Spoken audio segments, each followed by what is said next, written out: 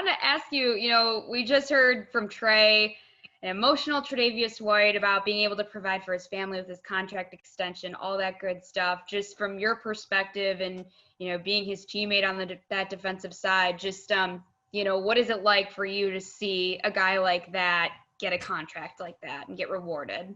Oh, it's fantastic. Someone who, since he's been drafted in this building, has done nothing but work hard. And first one here, last one to leave. After this interview now, he's going to go get in the cold tub and do body work.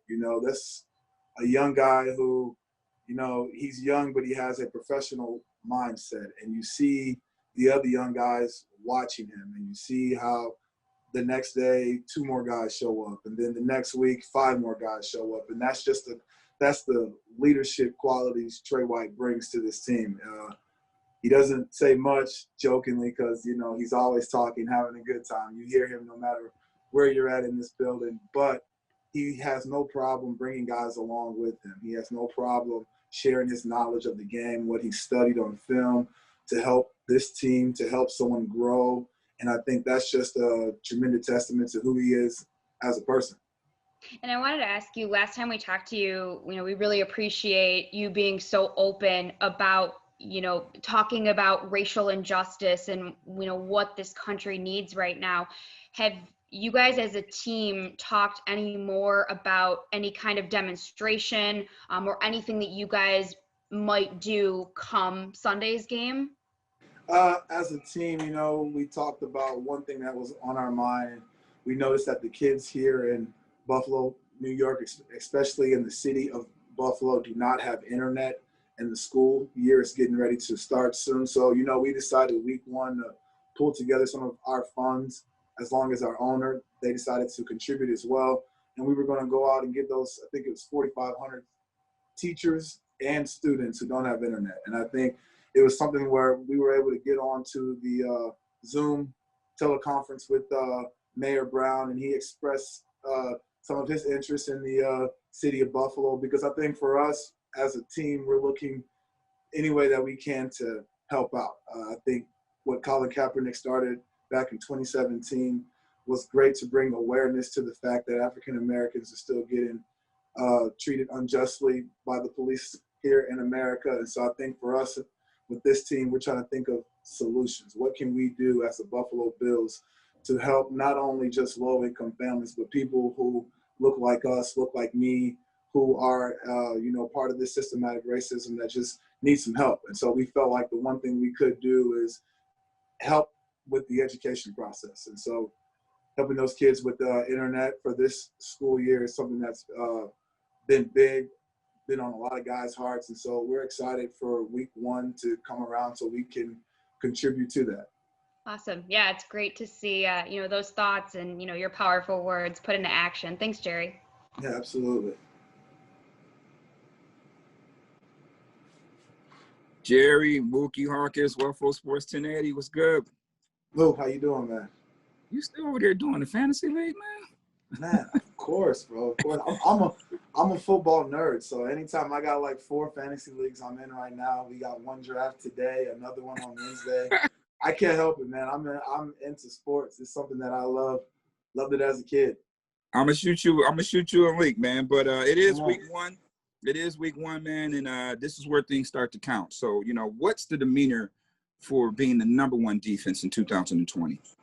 I think it's a lot of excitement on our side. We understand that it's a tall order, but we know coming into every year, we set goals for ourselves. And we have, we break it down all the way from rushing goals to turnover goals as a defense. So we understand that, this is a new year. There's going to be guys gunning for the top, especially in this division, with New England still being the division champ. It's going to take a lot from us. And so we're excited for this challenge.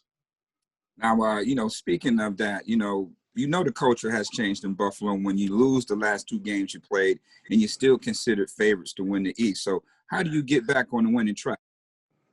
I think for us, it's just doing what we do in this building, which is coming to work, working hard, and focusing on our opponent. It was a tough go-around for us down in Houston. That thought is on a lot of guys' mind, just because no one likes to lose.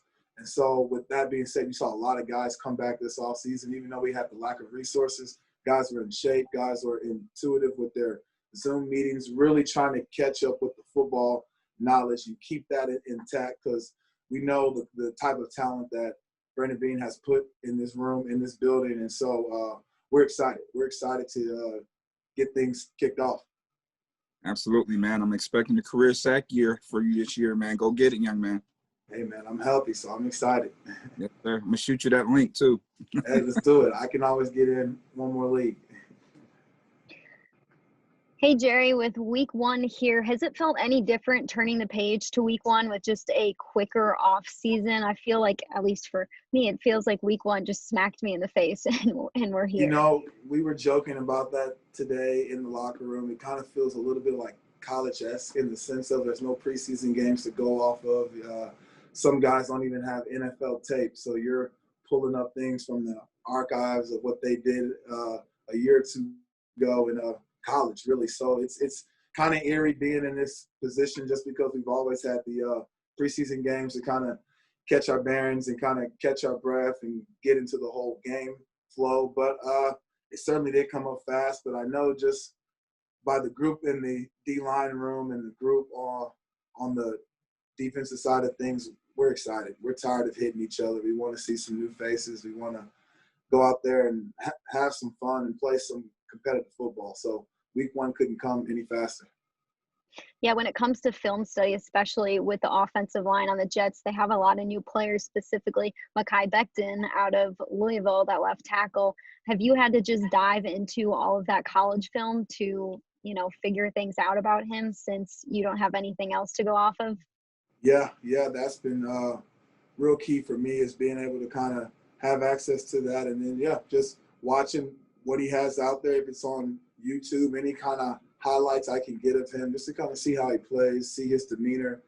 I'm a football nerd, so I like to study film just to see who I'm going against. So, it's certainly 2020 has been quite challenging. It has its changes, it's ups and downs, ebbs and flows. But, this is something certainly that's new, but it's just part of the whole process, Appreciate it, Jerry. Yeah, no problem. Hey, Jerry, Matt Perino here. You talked last time, I think it was, or the time before, about Ed and the maturity of how he handled everything. I was wondering, kind of curious about what you thought of him on the field. I know it's only a few weeks, but, what's the biggest change you've noticed from rookie Ed to now sophomore year at Oliver? I say the biggest difference I learned is his eagerness to learn, being one of the first guys on the practice field, always in coach's ear, working on his drills, going over the mental hurdles, the mental exercises that we put in place in this building to kind of help guys play faster and really understand the playbook. Ed's been doing all that, and it's been tremendous to see just because week by week when we're out there on the practice field, he just keeps taking steps and he just keeps growing. I'm excited for week one just to see him go out there and just unleash everything. We can finally go out there and actually hit the quarterbacks and take running backs down to the ground and really play football. So I know once we can kind of take those leashes off, take off those restraints, it'll be exciting to see Ed Oliver get after it. Thanks, Jerry. Yep. Hey, Jerry, Matt Fairburn here. Curious what you can say about what Trent Murphy brings to your defense, a guy that has fought through some injuries and hung around on the roster this year. What does he bring to the group on the defensive line? His athleticism. Trent's a guy who can get off the ball, bend very well. He knows the game of football, so his knowledge is key. But just the way he's always coming after the ball, he's always hunting, trying to make big plays. I think you want guys around you like that, guys who don't shy away from the big moments, who step up to the plate once that challenge. And when you have guys like that, everyone's clicking on all cylinders. So I think this year's going to be big for him just because of what he can do on the field, just constantly flying around, being fast, being athletic. I lost him.